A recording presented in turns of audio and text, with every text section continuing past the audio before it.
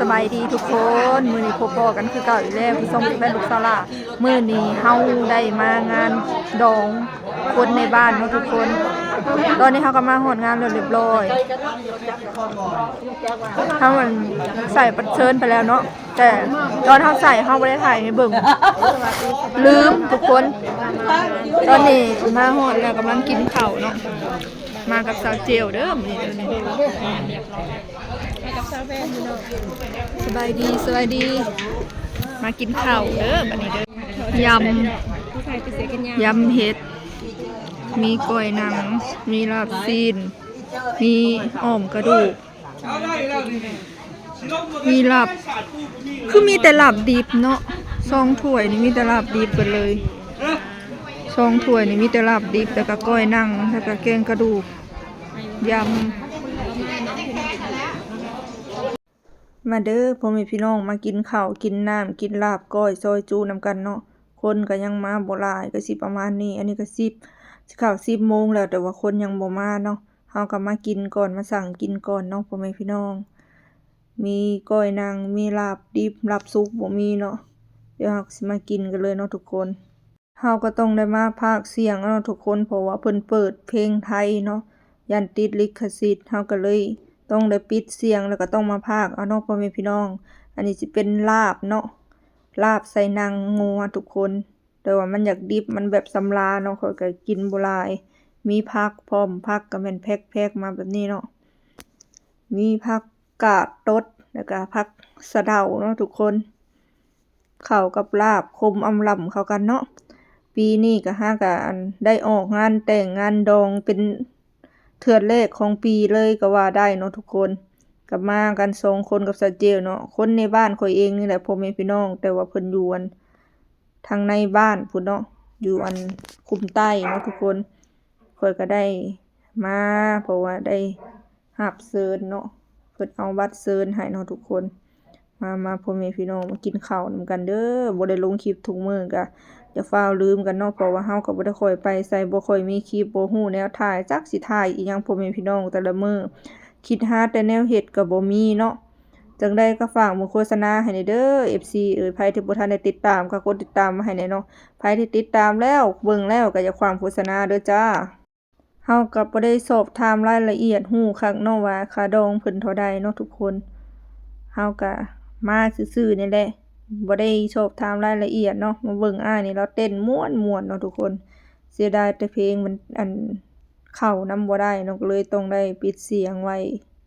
ถ้าเกิดว่าเฮาบ่ปิดไว้เฮาลงไปแล้วมันสร้างรายได้บ่ได้ก็คือมันเสียเวลาเนาะทุกคนเพราะว่าเวลาเฮาลงเน็ตเฮาก็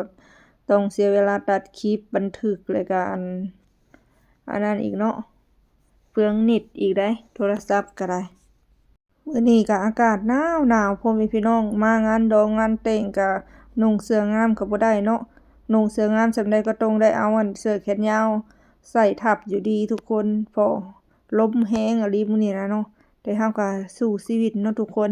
เฮาก็มาจนได้เนาะบ่มาบ่ได้เนาะเพราะว่าเพิ่นก็ต้องเว้าแล้วเนาะมาเด้อพ่อแม่พี่น้องมากินก้อยเนื้อลาบเนื้อเนาะอยู่งานแต่งนานๆทีจะเห็นข่อยมางานแต่งเนาะเพราะว่านานๆที่จะมีงานนี้ก็เพิ่นเชิญมาเป็นพิเศษโดยเฉพาะเนาะพ่อแม่พี่น้องเพราะว่าเป็นรุ่นราวเดียวกันกับข่อยเนาะ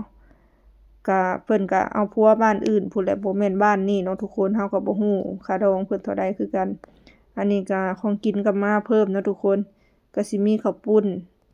วังหั่นหายังบ่มีข้าวปุ้นเนาะมาบัดนี้มีข้าวปุ้นแล้วนี่ไผก็นั่งทางมันแดดทางมันห่มยังบ่มีคนนั่งเนาะเฮาก็ต้องได้มานั่งพากย์เสียงยาวๆเลยพ่อแม่พี่น้องเพราะว่าย้านมันติดลิขสิทธิ์เนาะบ่ฮู้สิเฮ็ดแนวใดพ่อแม่พี่น้องลง YouTube ก็แม่นลงยากเนาะทุกคนมีเสียงเพลงเขาน้อยหนึ่งก็บ่ได้ฟัดว่าอันนี้ก็สิเป็นสาวเจลเด้อจับกล้องให้เนาะอันนี้สิเป็นสาวมวยสาวลาวใต้เนาะทุกคนไผในฮู้จักเพิ่นเนาะคอมเมนต์บอกกันได้เนาะเพิ่นก็เป็นเจ้าภาพอีกส่วนหนึ่งก็ว่าได้เนาะทุกคนเพิ่นก็มาแจกทิชชู่มายายทิชชู่เนาะเฮาก็มีหน้าที่กินไปก็กินมีเบียร์พร้อมเด้อทุกคนแต่ข่อยบ่ได้กินดอกเบียร์เนาะยันพิษกระเพาะ ก็สิกินนั่นพวกก้อยเนื้อก้อยหนังไปได้แหละเนาะกินน้ำอัดลมไปได้แหละแต่ว่าน้ำอัดลมยังบ่เห็นมีเนาะทุกคนน่าจะมีอยู่แต่เพิ่นยังบ่ทันเอามาให้เนาะเฮาก็นั่งท่าไปมื้อนี้จักสิมื้อจักโมงแล้วพ่อแม่พี่น้องแล้วแต่อารมณ์เนาะคันว่าเป็นตาอยู่ก็อยู่เนาะทุกคนในงานก็สิมีประมาณนี้เนาะก็งานแต่งบ้านนอกบ้านนาเฮาก็บ่มีหยังหลายทุกคนจัดขึ้นมาเพื่ออันถึกฮีดถึกคองน่ะก็พอเนาะเพราะว่าบ้านนอกของนาเฮาก็บ่มีหยังหลายมีส่ำใดก็เฮ็ดส่ำนั้นเนาะพ่อแม่พี่น้องมื้อนี้เฮาก็ได้ห้างทองมาใส่โดยเฉพาะเนาะทุกคนตื่นมาก็บ่ทันได้กินข้าวเช้าเนาะเตรียมสิมากินนั่นอยู่งานดองพี่แหละทุกคนเนาะตอนนี้ก็รู้สึกอิ่มแหละน้ำข้าวปุ้นเนาะทุกคนน้ำข้าวปุ้นตักใส่ถ้วยมาแบบนี้เลยเนาะข้าวปุ้นข้าวปาดโอ้ยครบสุดเนาะทุกคน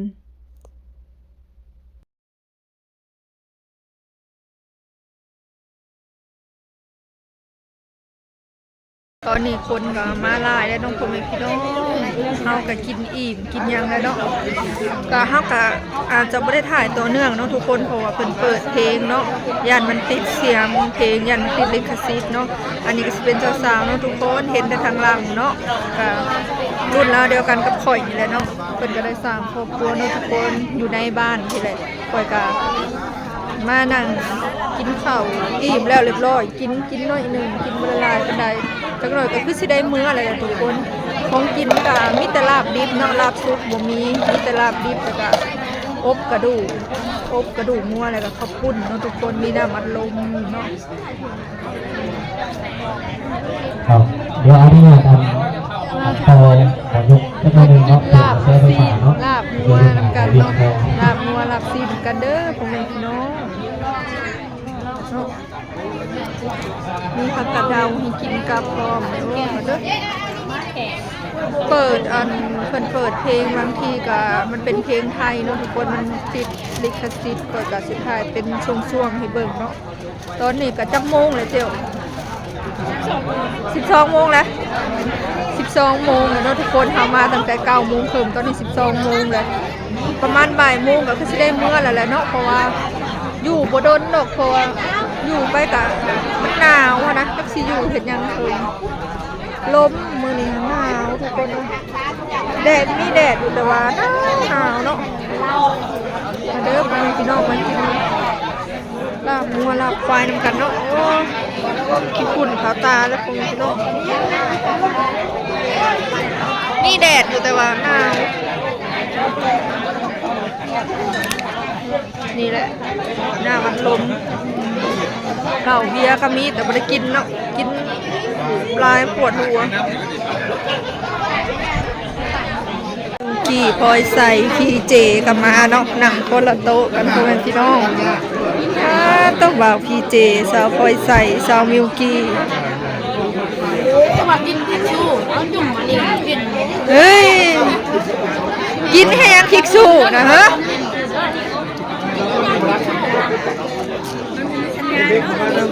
มีบอชัญญาณบางทีก็มีบางทีก็บ่มีหายไปหายมาแบบไปแบบมาคนในงานก็สิประมาณนี้เนาะทุกคน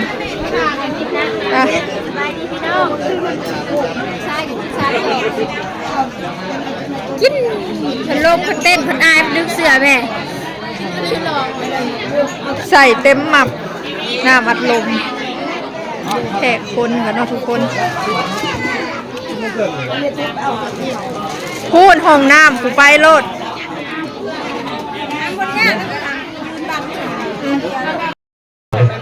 แล้วก็ท่านทางเชิญเจลมาเปลี่ยนบนนั่งเลยเด้อทุกคนมานั่งบนขับแขกบนบัตรเซิร์นนี่เพิ่นถือบัตรเซิร์นแล้วก็ทางปีเซ็กซ์ลี่ถือว่าห้องหัวหน้าแผนกบริหารด้วยกันเนาะใหม่ๆหมาดๆทั้งสองไงเฮาเนาะก็ขอประชาสัมพันธ์จัดให้แน่นอนน้องห้ามสาวจักสาว3 คนเด้อเอาบ้านหัวหน้าก็ได้ทุกคนตั้งก็ได้เขาไปกินเหล้าประกบใจกลางเวทีให้บรรดาหัวหน้าพวกนี้ไอ้จิ๊ดเอ้ยหายเนี่ยผู้สาวบ้านหัวหน้าเนี่ยตัวหลายขอจัก3 คนเนี่ยน้ำตาพระธาตุอยู่บน1 คน โอ้ดังเนาะลืมโอ้ยมันลืมไปไงเนาะไอ้พันโทสมพร จัง เนาะ หวะก็สิได้เมื่อแหละทุ ห้ ก อง คน แผนกประวัติศาสตร์เขาตั้ง นั่ง 4 คน ก็ เนาะ หน่อยหนึงเนาะ ที่กองเอา เมื่อน่ะ เดี๋ยว พอดนำกันหลายคน แม่โซเชียลไปพอด พอดนำกันเจ้าสาวลืมโมกันเนี่ย เพิ่นสิเข้าไปพอดแล้วทุก ยืม ค โมจะได้ น สี่ ข่อย คน บ่ นี่ ไปได้ข่อยนั่งอยู่นี่นะไปโลด ผู้อาวุธนะเพราะว่าเมื่อกี้ยิงเราให้สิ เรียกว่ามีหมูเข้าก็สิเข้าว่าเข้าอะไรวันนี้ เอาบอลนะก่อนจะได้กระยา พอจังได้ว่า เอาทำนานะบ้านเนี่ยยืม4 คนด่วนนี่นะให้มา4 คน โซเชียลสิไปพอดแล้วเนาะ วันนี้บ้านหัวยยากผู้สาวกันมานอกมา4 คน วงสามัคคีทุกคน ไว้สักที่สมโตนี่เลยเอามาเลยทีมเนาะสวรรค์บนด้วยนะประมาณนี้คือสวรรค์